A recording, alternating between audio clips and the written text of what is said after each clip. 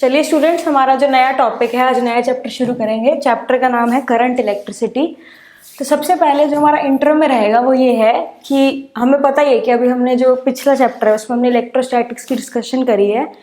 तो basically electrostatics में हम चार्जेस की डिस्कशन करते हैं कि चार्जेस, जो स्टैटिक चार्जेस है वो कैसे बिहेव करते हैं। लेकिन करंट इलेक्ट्रिसिटी में हम करंट की डिस्कशन कर रहे हैं, मतलब charges in motion. So basically current की अगर आप डेफिनेशन देखते हैं तो वो क्या होता है कि जब चार्जेस मोशन में होते हैं तो उसको हम करंट कहते हैं। तो सिंपल जो डेफिनेशन है हमारी करंट की वो यही है कि वो amount of charge per unit second. ठीक है, तो अगर आप ऐसा यूनिट में देखेंगे तो आपका जो करंट है बेसिकली उसका अगर फॉर्मूला है तो Q/T हो जाएगा, और जो उसकी ऐसा यूनिट है जो बेसिक है वो हो जाएगी कूलम पर सेकेंड। ठीक है, और ये जो कूलम पर सेकेंड है इसको हम लिखते हैं 1 एम्पियर।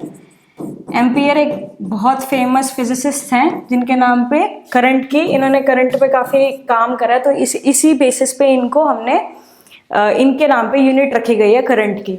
सो बेसिकली क्या है, we considered all charges whether free और bound to be at rest in previous 2 chapters. Charges in motion constitute an electric current, जो हम ऑलरेडी डिस्कस कर चुके हैं। और आप अगर फिजिकल फिनोमेना देखेंगे, नेचुरली आपको करंट देखना है तो ऑफकोर्स आपके घर पे इलेक्ट्रिसिटी हम यूज़ करते ही हैं।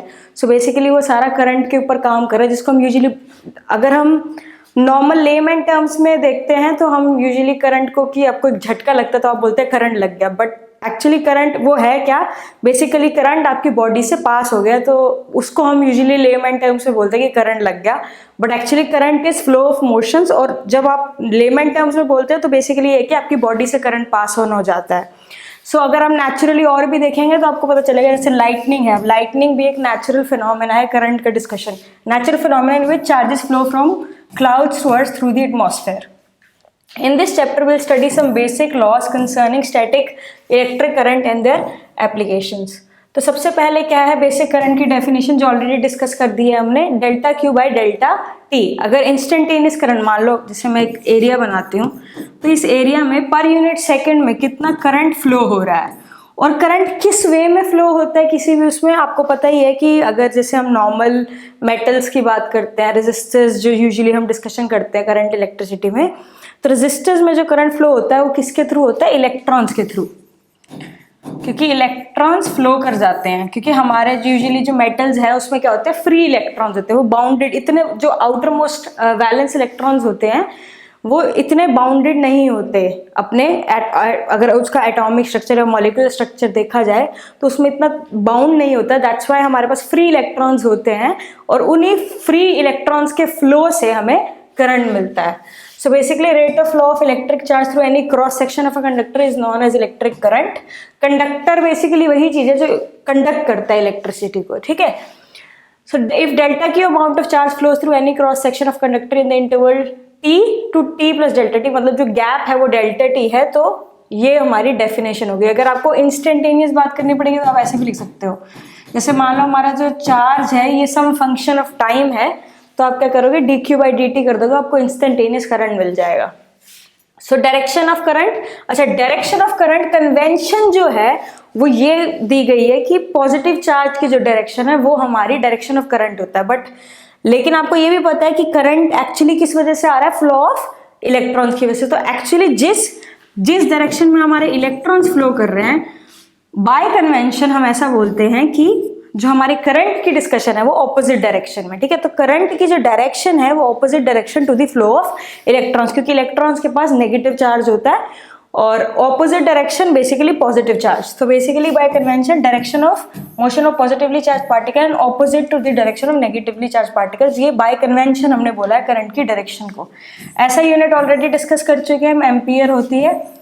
एक और नई क्वांटिटी है जिसको हम बोलते हैं करंट डेंसिटी, जिसको कैसे डिफाइन करा गया है, करंट बाय एरिया, कि पर यूनिट एरिया में कितना करंट फ्लो करा है उस चीज को हम बोलते हैं करंट डेंसिटी। और अगर ऑफकोर्स अगर आप यहाँ से इसकी ऐसा यूनिट निकालना चाहे तो आप इजीली बता सकते हैं, हमारे करंट की ऐसा यूनिट होती है एम्पियर और एरिया की ऐसा यूनिट होती है मीटर स्क्वायर। सो A/मीटर स्क्वायर हमारी करंट डेंसिटी की यूनिट हो जाएगी।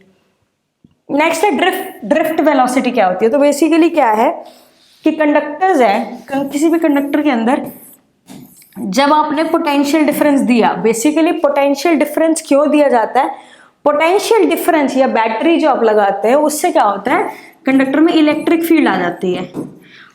आपको पता ही है E is equal to V by D. Okay, ये फॉर्मूला होता है, ये हमने इलेक्ट्रोस्टैटिक्स वाले चैप्टर में पढ़ा ही है कि जो हमारा इलेक्ट्रिक फील्ड है वो क्या है, पोटेंशियल डिवाइडेड बाय डिस्टेंस। सो ये चीज बेसिकली पोटेंशियल अगर आपने अक्रॉस 2 पॉइंट्स लगा दी तो आपको वहां पे इलेक्ट्रिक फील्ड मिल जाएगी। और इलेक्ट्रिक फील्ड है, अगर इधर इलेक्ट्रिक फील्ड है तो इलेक्ट्रिक फील्ड फोर्स अप्लाई करेगा ऑन इलेक्ट्रॉन्स, जिसकी वजह से इलेक्ट्रॉन्स क्या करेंगे, ड्रिफ्ट कर जाएंगे। ठीक है, तो यही होती है जो बेसिकली मान लो हम क्या डिस्कस करते हैं कि इनिशियली यू जो है, क्योंकि इलेक्ट्रॉन्स अगर आपने कोई पोटेंशियल नहीं दिया तो electrons all in all electrons का जो मोशन है all in all initial average initial velocity of all the electrons zero हो जाता है। ओके, सो बेसिकली होता क्या है कि इनिशियली जीरो हो गया सारे इलेक्ट्रॉन्स का अगर हम एवरेज देखें तो इनिशियल हमारी जो वेलोसिटी है वो जीरो हो जाती है। और फिर जब हम इलेक्ट्रिक फील्ड अप्लाई करते हैं तो इलेक्ट्रिक फील्ड अप्लाई करने से इलेक्ट्रॉन्स सारे के सारे इलेक्ट्रॉन्स एक डायरेक्शन में मूव करेंगे। ठीक है, डायरेक्शन में मूव करेंगे तब वहां से फिर क्या होगा, फिर वेलोसिटी आ जाएगी। तो यूजुअली ये जो हमारा फॉर्मूला है, ठीक है ना, तो आपने यूजुअली अगर हम डिस्कस करते हैं तो ये तो हमारा जीरो हो गया और v क्या हो जाएगा, a इंटू टाउ। ये जो टाउ है इसको हम बोलते हैं रिलैक्सेशन टाइम। ठीक है, दिस इज रिलैक्सेशन टाइम। और ये a क्या है, कितनी एक्सेलरेशन से हमारा इलेक्ट्रॉन जा रहा है, जो कि क्या होगा, is equal to F by M, which is equal to कितनी फोर्स लग रही है, is equal to E into small, ये जो स्मॉल ई है हमारा चार्ज ऑफ इलेक्ट्रॉन है, जो कैपिटल ई है charge of electric field divided by M, and this is the mass of electron. Okay, so drift velocity क्या है, average velocity with which the free electron move towards the positive end of a conductor under the influence of external applied. और ये जो external applied field क्या है, वही potential difference जब आप देते हो तो ये एक एक्सटर्नल फील्ड डेवलप हो जाती है, इसको हम वीडी बोलते हैं। ओके, ये वीडी ड्रिफ्ट वेलोसिटी वीडी है। सो ये यहाँ पे डायग्राम से आप देख ही सकते हो कि अगर ये इलेक्ट्रिक फील्ड की डायरेक्शन ऐसे है तो इलेक्ट्रॉन इस डायरेक्शन में मूव करेगा। क्यों, क्योंकि फोर्स का फॉर्मूला होता है Q इंटू ई, और हमारा चार्ज क्योंकि नेगेटिव है, सो दिस ये हमारी फोर्स होगी। ठीक है, तो इस डायरेक्शन में फोर्स लगी, मतलब इसी डायरेक्शन में एक्सेलरेशन होगी। ओके, और ये हमारा, अच्छा यहाँ पे आप इसको करेक्ट कर लेंगे, V D is equal to E into tau भी आएगा। यहाँ पे टाउ क्या है कि हाँ, एक कोलिजन से दूसरे कोलिजन में जितना टाइम लगता है वो टाउ होगा, एवरेज टाइम, जिसको हम रिलैक्सेशन टाइम भी बोलते हैं।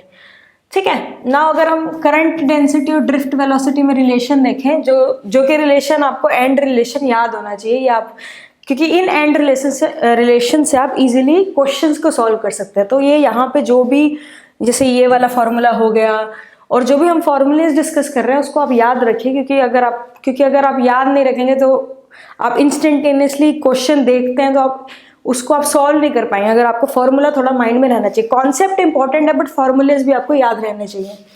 सो क्या दे रखा है, let cross section area of any conductor be A, number of electrons per unit area is N. Per unit area मान लो एक हमारा यहाँ पे हमने कंडक्टर ले लिया, तो पर यूनिट एरिया जो है हमारा नंबर ऑफ इलेक्ट्रॉन्स एन है। Okay, drift velocity V D है, number of total moving electrons in T seconds. Okay, तो अगर हमें टोटल निकाले यहाँ पे, एक्चुअली यहाँ पे एक करेक्शन है, यहाँ पे ये जो है number of electrons per unit area नहीं आएगा, यहाँ पे आप इसको करेक्ट कर लीजिए, ये वॉल्यूम आएगा। ये जो स्मॉल एन है ये है number of electrons per unit volume. Okay, so number of electrons per unit volume क्या हो जाएगा, capital N divide by V. ये जो एन है ये टोटल नंबर है, ठीक है, और ये जो वी है ये हमारा पर यूनिट वॉल्यूम होगा। ठीक है, total number of electrons per unit volume, ये स्मॉल एन। ठीक है, अब आप इस कैपिटल एन को लिख सकते हो स्मॉल एन इंटू वी, और आप ये कैपिटल वी को क्या लिख सकते हो, कैपिटल वी, अगर ये हमारा पूरा कंडक्टर है तो वॉल्यूम कैसे निकालेंगे आप इसकी, this is the cross sectional area into length, right. ये आपने लेंथ लिख दी और इस लेंथ को आप लिख सकते हो ड्रिफ्ट वेलोसिटी इनटू टाइम। ठीक है, तो यहाँ से आप कैपिटल एन लिख सकते हो N A V D into T, और हमें पता है कि इलेक्ट्रिक करंट अगर किसी भी मूविंग इन टी सेकेंड्स बात करे जाए, चार्जेस की बात करें तो number of number of total electrons हमारे पास निकल गए हैं, तो चार्ज क्या हो जाएगा n into E, which will be N A V D into T into E, और क्योंकि आपको करंट निकालना है तो आप टाइम से डिवाइड कर दीजिए, तो ये आ जाएगा एन ए वी डी। ये हमारा यहाँ पे क्या आ गया, current. This is the current. तो ये सीधा डायरेक्टली फॉर्मूला याद रहना चाहिए कि करंट ये आता है I is equal to small n, ये क्या है, number of electrons per unit volume, A क्या है, area of cross section, E क्या है, charge on electron, and VD is the drift velocity. इधर से ही इसी रिलेशन से अगर आपको करंट डेंसिटी निकालनी है तो आप I बाय A कर सकते हो, और I बाय A क्या हो जाएगा, NEVD। ये भी आपको आप याद रखिए, फॉर्मूला ऑफ करंट डेंसिटी क्या होगा, NEVD। नेक्स्ट है ओम्स लॉ। ओम्स लॉ ये आपने अपनी 10th स्टैंडर्ड में भी पढ़ा है, सबको पता है कि ओम्स लॉ क्या होता है कि I और V में हम ग्राफ बनाते हैं तो एक स्ट्रेट लाइन आता है, दैट मीन्स वोल्टेज लगा, वोल्टेज बढ़ा दोगे तो करंट भी उसी प्रोपोर्शनैलिटी में बढ़ेगा, ठीक है। तो I is directly proportional to V और V is directly proportional to R। इसका जो हमारा प्रोपोर्शनलिटी कांस्टेंट होता है वो क्या होता है, V is equal to I into R, ठीक है। सॉरी प्रोपोर्शनलिटी कांस्टेंट R है, तो ये फॉर्मूला बन जाएगा, और R क्या है, रेजिस्टेंस।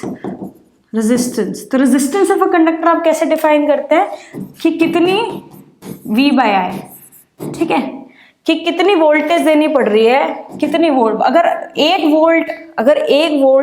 अगर हम 1 वोल्ट की बैटरी लगाते हैं और उसको लगाने से अगर हमारा 1 एम्पियर करंट डेवलप होता है उस कंडक्टर में, तो दैट मीन्स उस टाइम पे जो हमारा रेजिस्टेंस है वो 1 ओम है, ठीक है।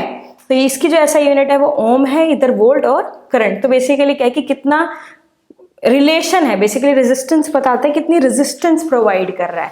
तो अगर करंट, आप यहाँ से ही देख सकते हैं, करंट ज़्यादा है तो रेजिस्टेंस कम हो रहा है, दैट मीन्स वो जो कंडक्टर है उसमें रेजिस्टेंस, इलेक्ट्रॉन्स के फ्लो को ज़्यादा रेजिस्टेंस नहीं मिल रहा है, ठीक है।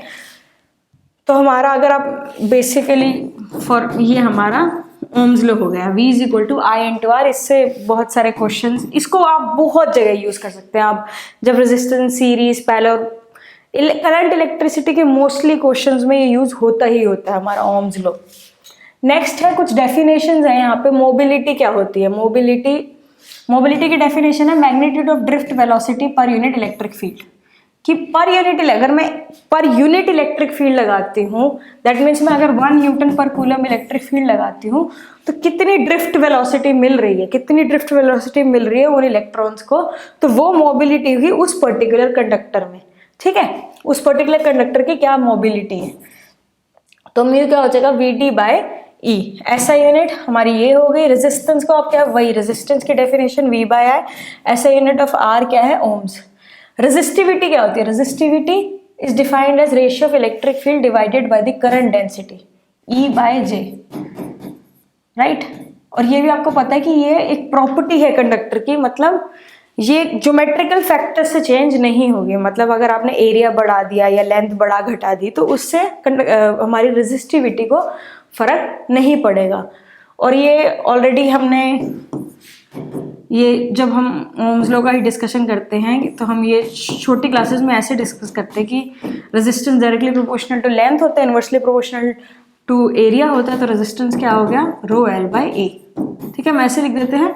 तो इधर से ही ये चीज़ आई है, बेसिकली ये वाला फॉर्मूला। ये अभी प्रूफ करेंगे कि ऐसे एग्जैक्टली ये वाली चीज़ वो दे रही है कि नहीं।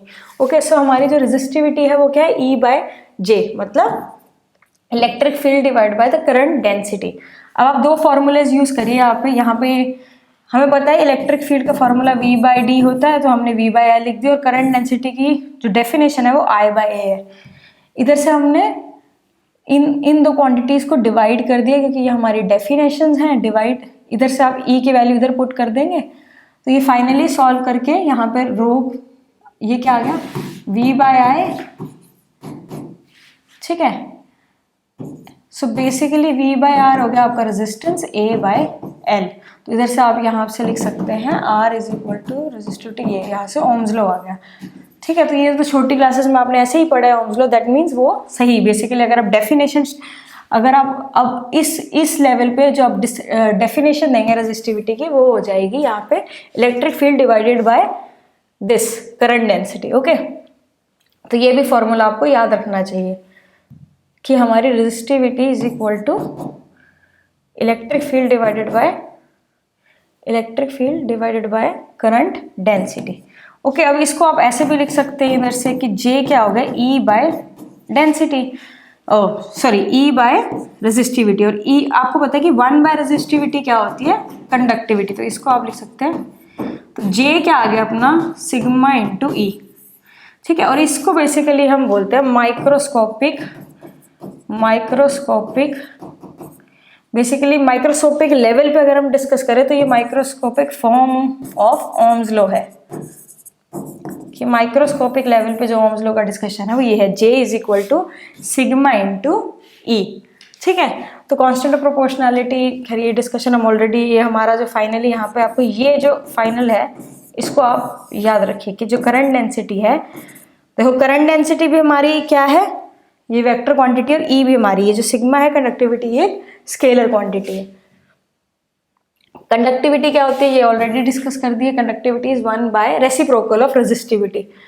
रेजिस्टिविटी की जो यूनिट होती है, क्योंकि ये आर, बेसिकली आर अगर आप देखेंगे तो sigma L, resistivity L by A है, तो यहाँ से अगर आप रेजिस्टिविटी को ऐसे लिखते हैं तो यहाँ से आप देख सकते हैं कि ये रेजिस्टेंस क्या है, ओम, और ए ये मीटर स्क्वायर और ये मीटर हो गया, तो ये ओम मीटर हो गया। यहाँ से हमारी जो रेजिस्टिविटी की जो यूनिट आ गई बेसिकली वो क्या हो गया, ओम मीटर। ओके, तो ऐसा यूनिट क्या हो गया, और ये अगर कंडक्टिविटी करेगा तो ये 1 बाय ओम मीटर हो जाएगा, तो ये हो जाएगा मो इनवर्स ऑफ ओम जो होता है उसको हम लिखते हैं MHO, मो मीटर इनवर्स, ठीक है। मो भी लिख देते हैं, आप इसको ऐसे लिख सकते हैं, ठीक है। तो ये हमारी क्या होगी, unit of conductivity. Okay, super conductivity क्या होती है, रेजिस्टिविटी ऑफ सर्टेन मेटल और अलॉयज ड्रॉप्स टू जीरो। जब हमारी जो रेजिस्टिविटी होती है वो जीरो पर ड्रॉप हो जाती है, तब कब होता है ये, जब आप टेम्परेचर बहुत कम कर देते हैं। तो सुपर कंडक्टर जब when they are cooled below a certain temperature, उस चीज को हम सुपर कंडक्टिविटी कहते हैं। इलेक्ट्रिकल एनर्जी क्या होता है, देखो एनर्जी अब हमेशा किसी चीज की एनर्जी निकालें तो आप पहले वर्क डन निकालें। वर्क डन क्या होगा, पोटेंशियल इनटू चार्ज, तो यहाँ पे चार्ज को आप I इंटू टी लिख सकते हो, ठीक है। तो बेसिकली वर्क डन क्या हो गया, V into I into T. तो बेसिकली आप ऐसे भी लिख सकते हो, V is equal to P into T, power into time, ठीक है। तो ये पावर का फॉर्मूला है, आपको पता ही है पावर के हम 3 फॉर्मूले यूज करते हैं, VI, V square by R और I स्क्वायर R। तो W निकालना है तो I स्क्वायर RT हो गया, V स्क्वायर बाय RT हो गया, और VIT हो गया। ये 3 फॉर्मूलेज हो गए, ठीक है। ये W हो गया, और ये पावर, वही पावर क्या होता है, डेफिनेशन ही पावर की यही है कि work done per unit time. तो यहाँ से 3 फॉर्मूलेज ये हमारे जो ऑलरेडी डिस्कस कर चुके हैं, ठीक है। तो पहले आप वर्क डन निकाल लीजिए, यहाँ से work done V into Q होगा, उसको हमने क्यू को I इंटू टी लिख दिया, और इसको डिवाइड करके टाइम से डिवाइड करके आप पावर के, ये आपने छोटी क्लासेस में डिस्कशन कर ही रखा है, ठीक है। यूजुअली हमारी जो वर्क डन की SI यूनिट हमें पता है वो जूल है, ठीक है। और हमारी पावर की SI यूनिट क्या हो जाएगी, जूल बाय टाइम, जो कि क्या होता है, वॉट, ठीक है। यूजुअली आपको पता है कि जैसे घर पे बल्ब्स लगाते हैं तो उसको हम वॉट में मेजर करते हैं कि 60 वॉट का बल्ब है। ओके, सो वो जो है वो उसकी पावर है। और अगर हम और एक यूनिट जो फेमस है वो है हॉर्स पावर। सो 1 हॉर्स पावर है 746 वॉट। ये भी कन्वर्जन आपको पता होनी चाहिए। नेक्स्ट है कि रजिस्टर कलर कोड्स क्या होते हैं, ठीक है। रजिस्टर्स के कलर कोड्स क्या होते हैं, आप कोई भी रजिस्टर, अगर आपने कभी सर्किट IC देखी होगी तो उसमें रजिस्टर्स लगे होते हैं, और रजिस्टर्स पे वो रजिस्टर्स का बेसिकली कितना मैग्नीट्यूड है, कि ये रजिस्टर 5 ओम का रेजिस्टेंस है, 10 ओम का रेजिस्टेंस है, 200 ओम का रेजिस्टेंस है, ये किस चीज़ पर डिपेंड करता है। बेसिकली उस पर कोडिंग बनी होती है, कलर कोडिंग होती है। तो वो इस चीज़ पे देखो, कलर कोडिंग है ऐसे, मतलब 4 आपको लाइनें मिलेंगी, ठीक है, 4 लाइनें मिलेंगी। तो पहले जो 2 हैं वो मैग्नीट्यूड बताएगा, कि रेजिस्टर का मैग्नीट्यूड कितना है। थर्ड वाला जो होता है वो होता है मल्टीप्लायर, और जो फोर्थ वाला होता है वो होता है टॉलरेंस, कि हमारे रेजिस्टर की टॉलरेंस कितनी है, ठीक है। तो ये नंबर हो गया। अगर देखो ये यूजुअली अगर आपने इसको याद करना तो यूजुअली हम बी ये हमारा बी रॉय,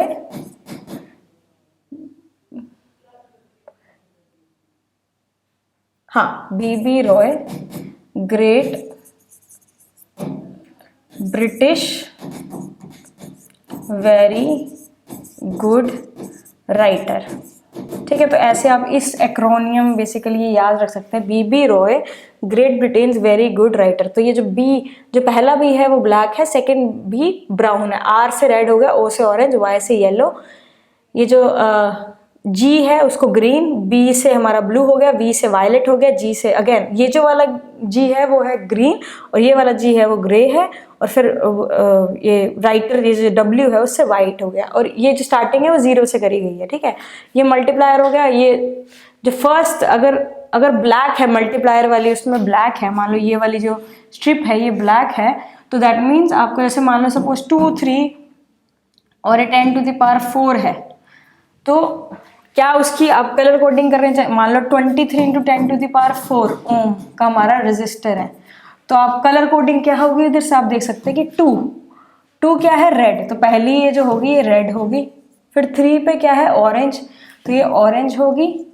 और 10 to the power 4 ये मल्टीप्लायर 4, तो ये येलो होगी। तो इधर से आप बेसिकली, ठीक है, इस कलर कोडिंग को आप फॉलो करके, मतलब ये कलर कोडिंग से आप रजिस्टर का बता सकते हैं। जैसे अब ये है, तो आपको पता है ये रेड रेड रेड सिल्वर, तो आप लगा लीजिए बी रॉय, तो हमें पता है कि ये 0 1 2, इधर से भी आप देख सकते हैं कि रेड हो गया ना, तो ये 2, तो ये क्या हो जाएगा 2 इंटू 10 to the power 2।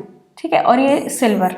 ठीक है, तो बेसिकली इसमें क्या होता है, अगर सिल्वर है तो टॉलरेंस 10% है, कोई कलर नहीं है तो 20%, और गोल्ड है तो 5% टॉलरेंस। ठीक है, तो जितनी टॉलरेंस कम उतना बेटर रजिस्टर होगा। Carbon resistor as a set of coaxial coloured rings in them where significance listed in above table. First 2 bands formed, first 2 significant figures होती है रेजिस्टेंस की, थर्ड बैंड जो है वो मल्टीप्लायर होता है, लास्ट बैंड पॉसिबल वेरिएशन होता है। तो जितना कम वेरिएशन होगा, मतलब जो एक्चुअल उसकी एक्चुअल वैल्यू है उससे जो वेरिएशन है वो कम से कम होना चाहिए ना, तो इसलिए गोल्ड वाला है तो सबसे बेटर है। फिर सिल्वर और कोई कलर नहीं है तो 20% टॉलरेंस, मतलब 20% वेरी कर सकता है। ओके, नेक्स्ट टॉपिक क्या है, कॉम्बिनेशन ऑफ रेजिस्टेंस। तो आपको पता ही है कि 2 टाइप ऑफ कॉम्बिनेशन होती है, एक कॉम्बिनेशन क्या होती है सीरीज, और एक होती है पैरेलल, और इस पे बहुत क्वेश्चंस आते हैं। तो सीरीज वाली क्या है, सीरीज वाली हमें पता है कि सीरीज वाले में करंट सेम रहेगा, 3 रेजिस्टर्स लगा दी और इसमें करंट सेम रहेगा। सीरीज वाली जो कॉम्बिनेशन है उसमें करंट सेम रहता है, और रेजिस्टर्स की वैल्यू लगे और ओम्स लॉ लगाया जाए V = IR, तो करंट अगर सेम है और रेजिस्टेंस लगे तो potential drop her particular resistors पे अलग होगा। यहाँ पोटेंशियल ड्रॉप अलग है, यहाँ पोटेंशियल ड्रॉप अलग है, और यहाँ पोटेंशियल ड्रॉप अलग है। सो V1 क्या हो जाएगा, I × R1, V2 क्या हो जाएगा I × R2, और V3 क्या हो जाएगा I × R3। ये हमारी ऐसे ये कॉम्बिनेशन, मतलब ये तीनों का वो निकाल दिया। अब आप इसको ऐड, देखो ये इधर इतना ड्रॉप हो गया, इधर इतना ड्रॉप हो गया, इधर इतना ड्रॉप हो गया, तो टोटल कितना होगा हमें पता है, ये टोटल ड्रॉप = इंडिविजुअल ड्रॉप्स, तो V = V1 + V2 + V3। तो इसको मैं लिख देती हूँ R इक्विवेलेंट, कि करंट ये पूरा अगर एक रेजिस्टर होता तो I करंट इसमें जा रहा है, और R इक्विवेलेंट इसका रेजिस्टेंस हो गया। तो इसको आपने क्या लिख दिया, I × R1 + I × R2 + I × R3। तो यहाँ से R इक्विवेलेंट क्या आ गया, R1 + R2 + R3। ये हमारी सीरीज वो हो गई। सीरीज कॉम्बिनेशन में ये हमारा इक्विवेलेंट रेजिस्टेंस होता है। ठीक है, सीरीज कॉम्बिनेशन में जो इक्विवेलेंट रेजिस्टेंस होगा हमेशा ग्रेटर रेजिस्टेंस से बड़ा होगा। ठीक है, तो इसमें जो सबसे बड़ा होगा ऑफ कोर्स उसमें कुछ ऐड हो रहा है, तो डेफिनेटली जो ग्रेटेस्ट रेजिस्टेंस होगा उससे बड़ा होगा इफेक्टिव हमारा जो इक्विवेलेंट रेजिस्टेंस है।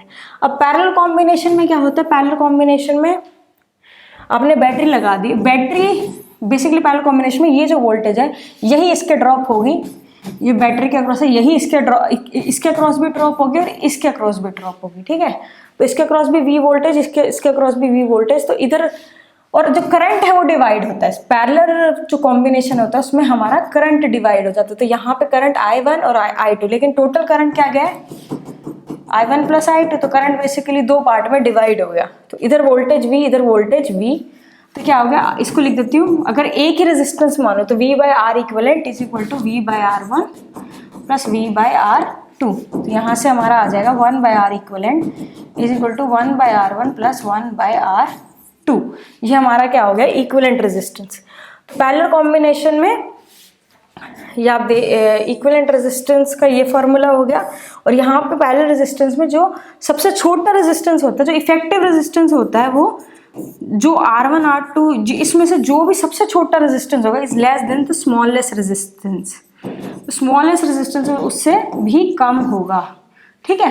तो जैसे मान लो एक मैंने 1 का लगा दिया, 100 का लगा दिया और 1000 का लगा दिया, तो जो इफेक्टिव रेजिस्टेंस या इक्विवेलेंट रेजिस्टेंस होगा वो लेस देन 1 ओम होगा पैरेलल के कॉम्बिनेशन में, ठीक है। ये ऑलरेडी लिखा है, लीस्ट रेजिस्टेंस से सबसे कम होता है। नेक्स्ट क्या, सेल्स ईएमएफ इंटरनल रेजिस्टेंस। तो क्या होता है कि जब भी आपकी कोई भी बैटरी है तो उसको खुद का भी, जब उसमें से, क्योंकि वो बैटरी कैसे बनाई है, बेसिकली ऐसे है कि आपने ये आप केमिस्ट्री में आपने ये टॉपिक ज़्यादा डिटेल में पढ़ा हो कि इलेक्ट्रोलाइट्स, बेसिकली हम पोटेंशियल डिफरेंस क्रिएट, यहाँ पे पोटेंशियल डिफरेंस क्रिएट हो जाता है। इलेक्ट्रोलाइट्स हम डिफरेंट केमिकल एनर्जी को बेसिकली इलेक्ट्रिकल एनर्जी में कन्वर्ट करते हैं, ठीक है। सो बेसिकली जब, क्योंकि इलेक्ट्रोलाइट्स इसमें भी आयंस मूव करते हैं, तो वहाँ एक इंटरनल, एक बैटरी का खुद का भी इंटरनल रेजिस्टेंस होता है जिसके अक्रॉस कुछ पोटेंशियल ड्रॉप हो जाता है। उसकी वजह से जितना करंट बेसिकली जाना चाहिए उतना करंट हमारी उसमें फ्लो नहीं करता, क्योंकि एक इसका खुद का भी रेजिस्टेंस है जिसको हम स्मॉल r से लिखते हैं, ठीक है। तो सेल्स क्या है, electrolytic cell consisting of 2 electrodes called positive and negative emerge in electrolytic solution. ऐसे सोल्यूशन बना देते हैं। Electron exchange charges with the electrolyte, positive, वही केमिकल एनर्जी से electrical energy. Positive electrode P has a potential difference positive V, और जो electrolyte solution A immediately adjacent to it. Negative electrode जो है उसका potential V negative relative to the electrolyte B adjacent to it, ठीक है। तो इसके comparison में बेसिकली इस पे पॉजिटिव है, इस पे नेगेटिव हो गया, ठीक है। तो इसकी वजह से हमारा जो इफेक्टिव जो बैटरी हो जाएगी वो क्या हो जाएगी, ठीक है, ये हमारा नेट ईएमएफ आ जाएगा। यहाँ से इलेक्ट्रोलाइटिक सोल्यूशन से हम निकालते हैं, सॉरी। सो ईएमएफ क्या है, difference of chemical potential of electrodes used is also defined as the difference of potential across the electrodes of cell but the electrodes are in open loop. तो ये basically यहाँ से आप, ये कोई ईएमएफ निकल गया, तो ये बेसिकली थ्योरी पार्ट है कि इससे मतलब कि हाँ, हम केमिकल एनर्जी से कैसे इलेक्ट्रिकल एनर्जी में बैटरी एक्चुअली वर्क कैसे करती है। बट मेन जो आपको क्वेश्चंस वगैरह मिलेंगे वो मिलेंगे कि इंटरनल रेजिस्टेंस है अगर किसी बैटरी का, तो उसको फिर अगर आपने उस बैटरी को अगर आप रेजिस्टेंस के क्रॉस लगा रहे हो तो कैसी चीज़ें बदल रही हैं, ठीक है। तो इंटरनल रेजिस्टेंस ज़्यादा इंपॉर्टेंट है। Opposition offered by the electrolyte of the cell to the flow of current through itself, it represented by small r। इसको स्मॉल r से हम रिप्रेजेंट करते हैं V/I, ठीक है। और यूजुअली इसको देखो थोड़ा और डिस्कशन करेंगे तो ये बेसिकली होता है कि मान लो मैंने एक बैटरी लगा दी जिसका EMF E है, लेकिन इसका स्मॉल रेजिस्टेंस R भी है, और मेरे को ये बैटरी एक रेजिस्टेंस के क्रॉस कितना पोटेंशियल डिफरेंस देता है। तो ये आपका एक फॉर्मूला है जो कि बहुत इंपॉर्टेंट है, V = E - IR। तो क्या हुआ कि यहाँ से करंट गया, करंट इसमें भी गया और इसमें भी गया, तो इधर से आप लिख सकते हो, अगर आप लूप लॉ लगाते हो जो कि हम ऑलरेडी डिस्कस करने वाले हैं, लेकिन आपको पता भी होना चाहिए कि अच्छा इधर ये करंट जा रहा है तो इधर जो पोटेंशियल डिफरेंस है वो I × स्मॉल r हो जाएगा, ठीक है। तो इसके अक्रॉस भी वही पोटेंशियल होगा, तो V = E - IR आ जाएगा यहाँ से, ठीक है। तो ये बहुत इंपॉर्टेंट फॉर्मूला है कि क्या मतलब इंटरनल रेजिस्टेंस की वजह से क्या, सॉरी, स्मॉल r आएगा यहाँ, ओके। नेक्स्ट है किरचॉफ्स लॉ। क्या होता है, और बेसिकली इधर अगर R = V/I लिखा है तो बेसिकली ये पोटेंशियल ड्रॉप इसके अक्रॉस हम डिस्कस करें कि इंटरनल रेजिस्टेंस के अक्रॉस क्या ड्रॉप है। बेसिकली रेजिस्टेंस ये ओम्स लॉ लिख रखा है, बट इसका इस पर्टिकुलर टॉपिक में से ये वाली चीज़ बहुत इंपॉर्टेंट है, V = ये वाला फॉर्मूला, ठीक है। किरचॉफ्स लॉ क्या होता है, किरचॉफ का 2 rules are used for analysing. अगर पूरा जैसे कॉम्प्लिकेटेड सर्किट है तो फिर आपको किरचॉफ्स लॉ लगाना पड़ता है, मतलब सीरीज पैरेलल कॉम्बिनेशन ऐसी नहीं है। तो किरचॉफ्स लॉ क्या कहता है, फर्स्ट लॉ क्या कहता है कि देखो पहला क्या है, consisting number of resistance cells interconnected complicated way. तो किरचॉफ्स लॉ लगाता है, फर्स्ट रूल कहता है कि किसी भी जंक्शन की बात करी जाए और उस पर ऐसे है तो जंक्शन में करंट जो है I1 I2 I3, current zero होगा, जंक्शन पे करंट जीरो होगा। दैट मीन्स कुछ करंट आया है अगर यहाँ पे, तो कुछ इधर चला जाएगा, कुछ इधर चला जाएगा, ठीक है। तो वो आप करंट की डायरेक्शन से देख सकते हो कि ठीक है ना, इसमें I1 I2 I3 जंक्शन पे जीरो रहता है, जंक्शन पे जीरो रहता है, तो इधर से आप देख सकते हो I is equal to minus I2 plus I3। That means अगर I1 आया तो वो डिवाइड हो जाएगा, और माइनस का मतलब ऑपोजिट डायरेक्शन। तो एक्चुअली ये सिचुएशन ऐसी रहेगी, I1 आया तो इधर इधर से डिवाइड हो गया, ठीक है। ये एट एनी जंक्शन, इसको जंक्शन रूल भी बोलते हैं। The sum of currents entering the junction is equal to sum of currents leaving the junction, ठीक है ना, जितना आया उतना निकल गया। तो ये ऑल इन ऑल अगर आप प्रॉपर लिखना चाहो तो आप ऐसे लिख सकते हो, ठीक है, कि करंट जितना आया उतना निकल गया। ये इधर से आप देख ही सकते हैं,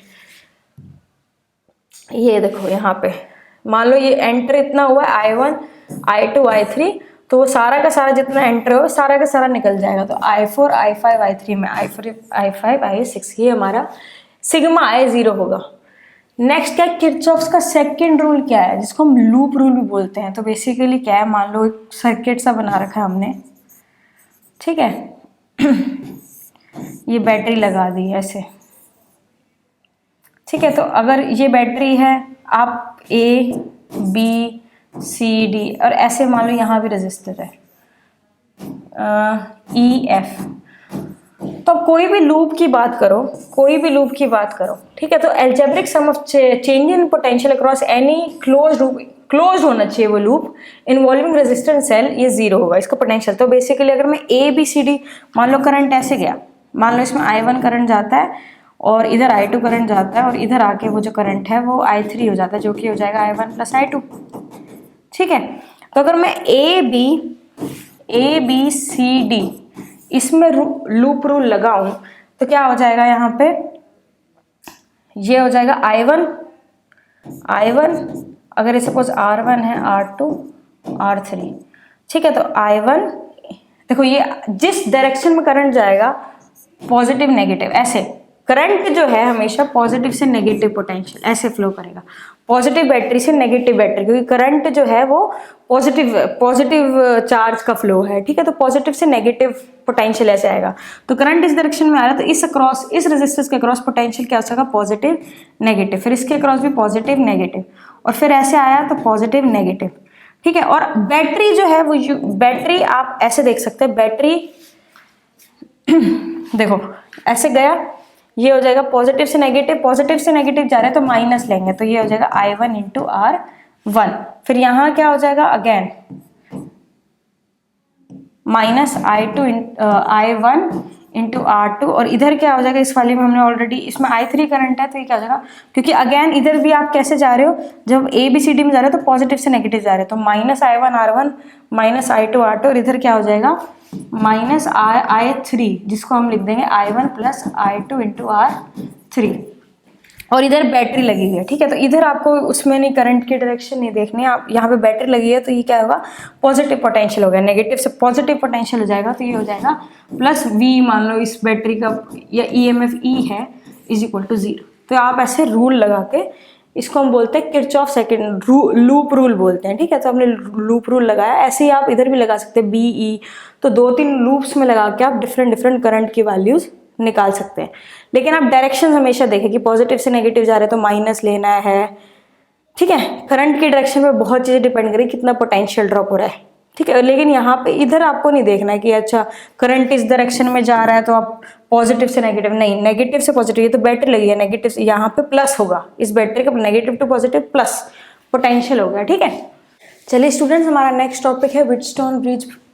तो हमें पता है कि एक जो प्रोमिनेंट आपने कभी सुना होगा, तो व्हीटस्टोन ब्रिज प्रिंसिपल आपने सुना होगा।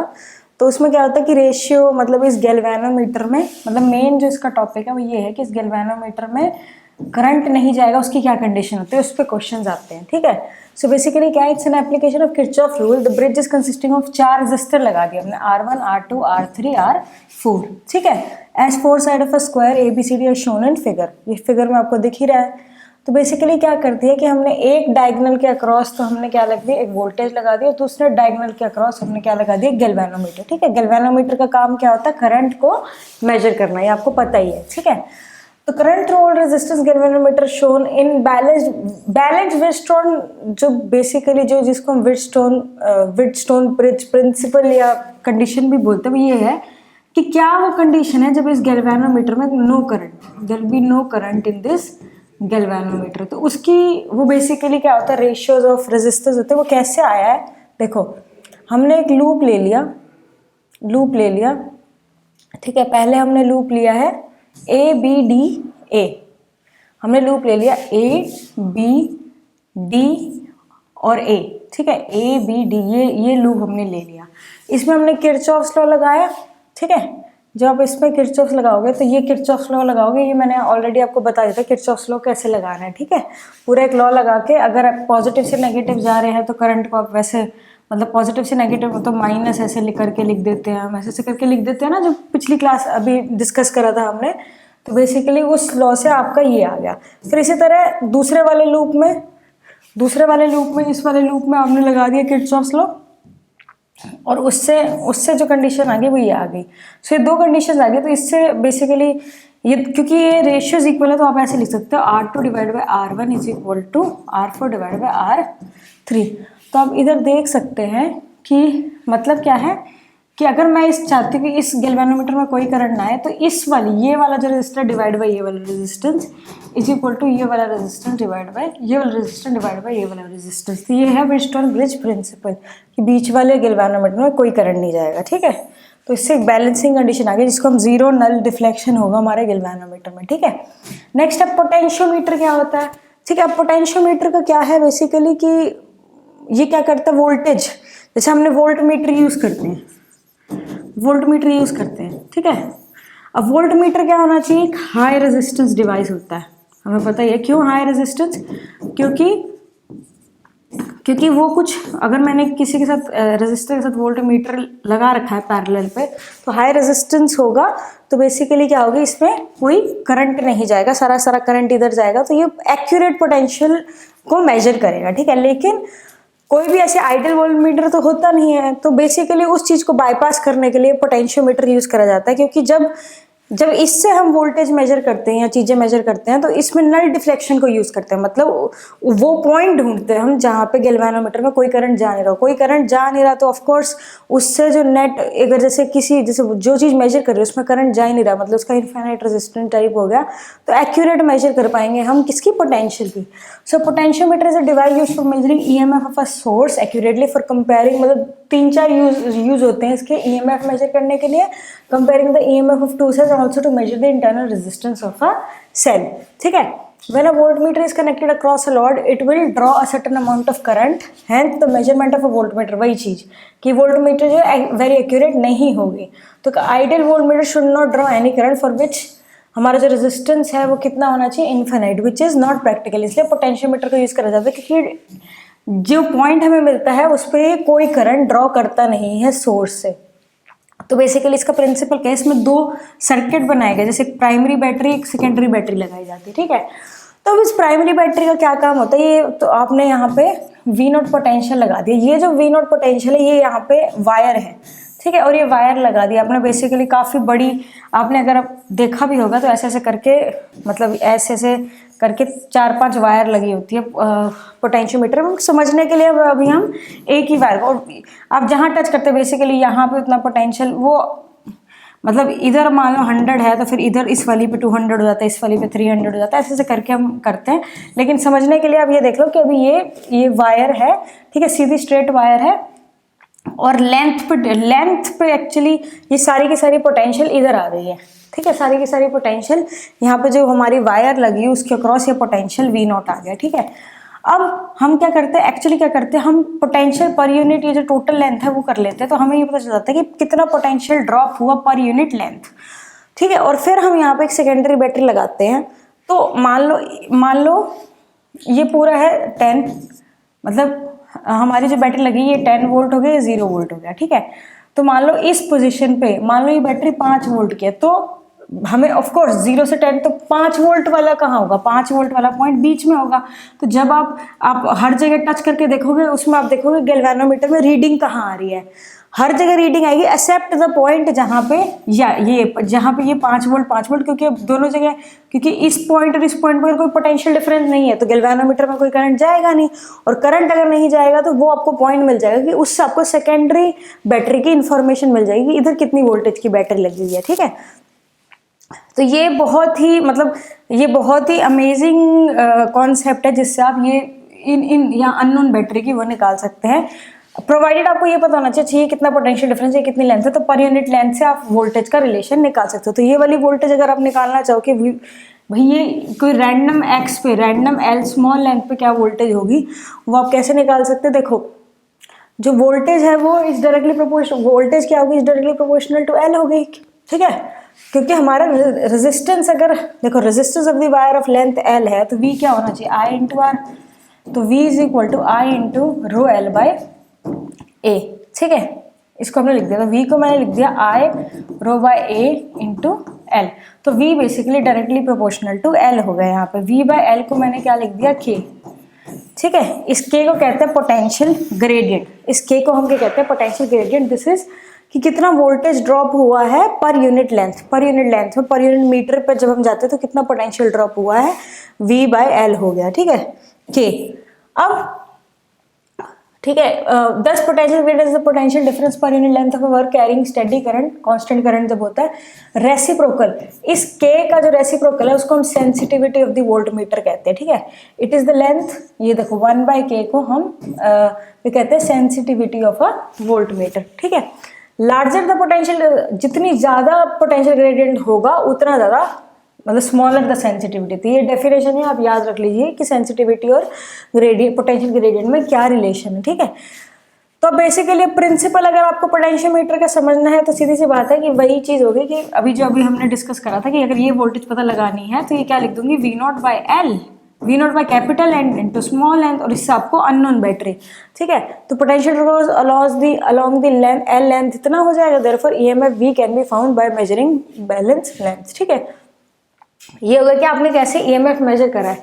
अब आप इससे ये भी कर सकते हैं कि आप comparison of EMF of 2 cells भी कर सकते हैं। ठीक है, तो आपने क्या करा, बेसिकली मान लो, ठीक है, मान लो जैसे हमने ये लेंथ एल लगा दी।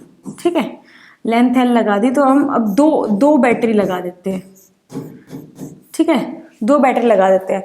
तो एक बार बेसिकली जब इस बैटरी से हम गैल्वेनोमीटर को कनेक्ट करेंगे तो वो हमें E1 जो आएगा, हमारा पोटेंशियल ग्रेडियंट K है, तो K इंटू L1 हो जाएगा, और E2 क्या हो जाएगा, K इंटू L2। तो इधर से हमारा आ जाएगा E1 by E2 is equal to L1। तो यहाँ से आप रिलेशन कर सकते हैं। ये L1 L2 वो डिस्टेंसेज है जहाँ पे गैल्वेनोमीटर में हमें क्या मिली थी, 0 रीडिंग मिली थी। ठीक है, तो बेसिकली आप ऐसे निकाल सकते हैं।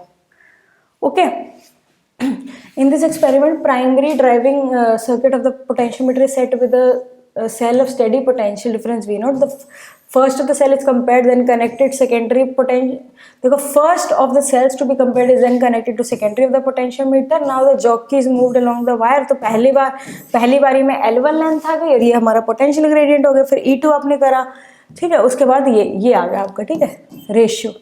नेक्स्ट क्या है, internal resistance of a cell निकालना हो तो पोटेंशियोमीटर के थ्रू कैसे निकालते हैं। ठीक है, तो आपने क्या करा, गया ने पोटेंशियोमीटर लिया, ये आपने ईएमएफ लगाई, ये आपने ईएमएफ बेसिकली बैटरी लगाई और उसका कुछ इंटरनल रेजिस्टेंस है। ठीक है, अब आपने क्या करा, हमें पता है कि ई कैसे होगा, L1 बाय, अभी देखो करंट ड्रॉ नहीं हो रहा है, जब करंट ड्रॉ नहीं हो रहा है तो ये जो ईएमएफ है is equal to this voltage हो जाएगी जो यहाँ ड्रॉ होगी। ठीक है, क्योंकि करंट गैल्वेनोमीटर में कोई ड्रॉ नहीं हो रहा है। अब क्या हुआ, ठीक है, now the key so that potential difference available across C D, ये जो सी डी है will be E into R divide by R plus R. ये आपको पता है कि अगर देखो ये मान लो अगर ये बैटरी इंटरनल रेजिस्टेंस और उसके अक्रॉस मैंने कैपिटल, ये जो की है ये यहाँ पे की लगा रखी मैंने। पहले तो हमने ये पहले जो सिचुएशन है इसमें की को ओपन रख रखा है, मतलब सर्किट इधर ये सिर्फ इससे कनेक्टेड है, सर्किट इधर ये वाला पार्ट है ही नहीं। लेकिन जब की को क्लोज कर दिया तो यहाँ पे ये वाला पार्ट भी, अगर हमें पता है कि ये ऐसे है, एक बैटरी स्मॉल आर और या, तो अगर इस केस में जो करंट रहता है थ्रू दिस रेजिस्टेंस वो क्या होता है, E E divide by R plus R, क्योंकि ये सीरीज में है। तो वोल्टेज अगर इसके अक्रॉस कितनी वोल्टेज गिरेगी वो कैसे आती है, वो आती है E into small R divide by R plus R, E into capital R, right. ये है ना, ये करंट हो गया, V equal to I R, ohms law लगाया, तो ये आ गया आपकी वोल्टेज अक्रॉस दिस रेजिस्टेंस मतलब इसके अक्रॉस भी यही वोल्टेज है, इसके अक्रॉस भी यही वोल्टेज है, ठीक है। तो अब जो वोल्टेज ड्रॉप होगा, अब ये वोल्टेज ड्रॉप होगा इतना, और वो हमें गैल्वेनोमीटर से इक्वेट करना है कि भाई ठीक है, तो ये हमारी वोल्टेज होगी। इसको अब जो लेंथ है वो बदल जाएगी। पहले लेंथ हमने निकाली जब हमने की को ओपन कर रखा था, तो L2/L, क्योंकि लेंथ बदल जाएगी अब। क्यों? क्योंकि यहाँ पोटेंशियल ड्रॉप बदल गया, एक्चुअली वो कम हो गया, ठीक है। सो बेसिकली अब आपने पहली वाली जो थी ये था, अब आपने इन दोनों इक्वेशंस को डिवाइड कर दिया, तो आपको ये रिलेशन मिल जाएगा। ऑफ कोर्स आप देख सकते हो कि L1 L2 से बड़ा है, ठीक है। L1 L2 से बड़ा क्यों है? ये मतलब ये लेंथ पीछे इधर, अब गैल्वेनोमीटर इधर जाके कहीं जीरो डिफ्लेक्शन देगा। क्यों? क्योंकि इफेक्टिव वोल्टेज कम होगी जब आपने इसको लगा दिया ना, हमारे इसको लगा दिया, जब रजिस्टर को लगा दिया पैरेलल में, मतलब सॉरी सीरीज में, मतलब इस बैटरी के अक्रॉस अपने एक सीरीज में एक रेजिस्टेंस, मतलब ये पूरा एक सर्किट बना दिया। तो यहाँ पे बेसिकली आपने बैटरी लगाई और उसके साथ आपने क्या करा, एक रेजिस्टेंस भी लगा दिया है। तो इस केस में ये जो बेसिकली पूरा जो लूप है, इससे हम ये इंटरनल रेजिस्टेंस निकाल सकते हैं, ठीक है। अच्छा, ये जो टॉपिक है, ये जो टॉपिक है बेसिकली सेल्स, ये भी काफ़ी इंपॉर्टेंट टॉपिक है कि सेल्स जब आप लगाते हैं, ये हमने ऑलरेडी डिस्कस करा था कि मैंने आपको बताया था कि पोटेंशियल डिफरेंस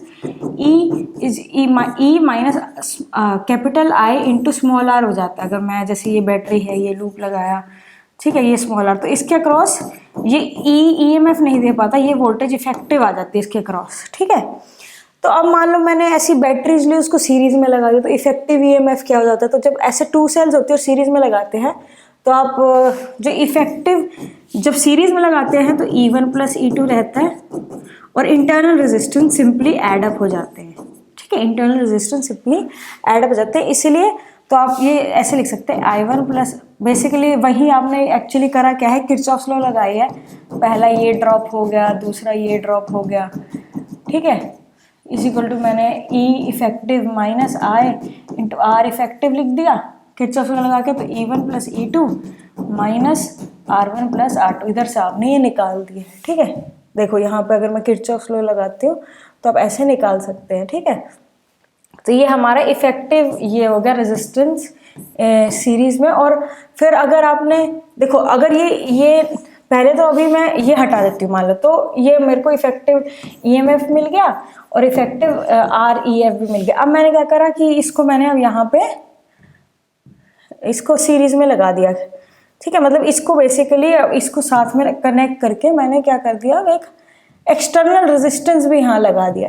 एक मतलब ये जो लूप है इसके साथ मैंने एक एक्सटर्नल रेजिस्टेंस भी लगा दिया। जब एक्सटर्नल रेजिस्टेंस लगाया तो ऑफ कोर्स पहले क्या फॉर्मूला होता था, E divide by R plus R होता था ना टोटल करंट, क्योंकि अब ये दो जो देखो ये एक इफेक्टिव EMF है, जैसे ये E, ये स्मॉल r और ये कैपिटल R, तो करंट कितना जाएगा, ऑफ कोर्स क्योंकि ये लूप पूरा, अब ये जो इफेक्टिव दो रेजिस्टेंस है सीरीज में आ जाएंगे, तो E क्या हो जाएगा, I divide by R plus R, right. तो इस केस में E effective divide by R effective, तो इधर से आपने ये लिख दिया, ठीक है। इसी तरह सीरीज पैरेलल में क्या होता है, पैरेलल में जब ये किरचॉफ्स लॉ लगाते हैं, लूप लॉ लगाते हैं, तो आपका ये आ जाएगा। तो इधर से क्या आ जाएगा, इधर से जो E इफेक्टिव आता है, ये ऑलरेडी ये देखो यहाँ पे लिखा भी हुआ है, ये होता है, ठीक है।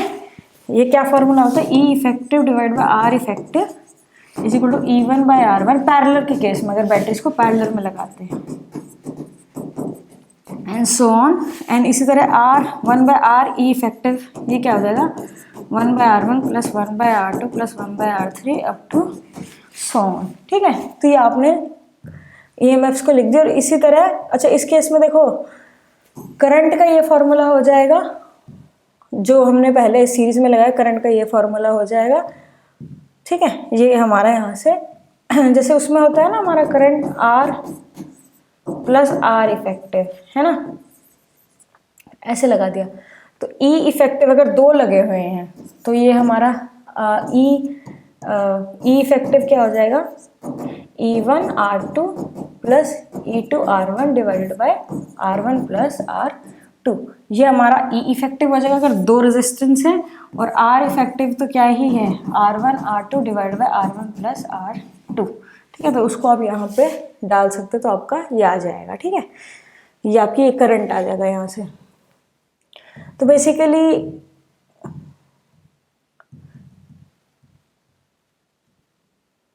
बेसिकली यहीं तक है हमारा ये प्रॉपर, ये जो ये है हमारा बेसिकली CUT में यही है सारा का सारा टॉपिक जो हम ऑलरेडी हमने डिटेल्स में डिस्कस कर लिया है।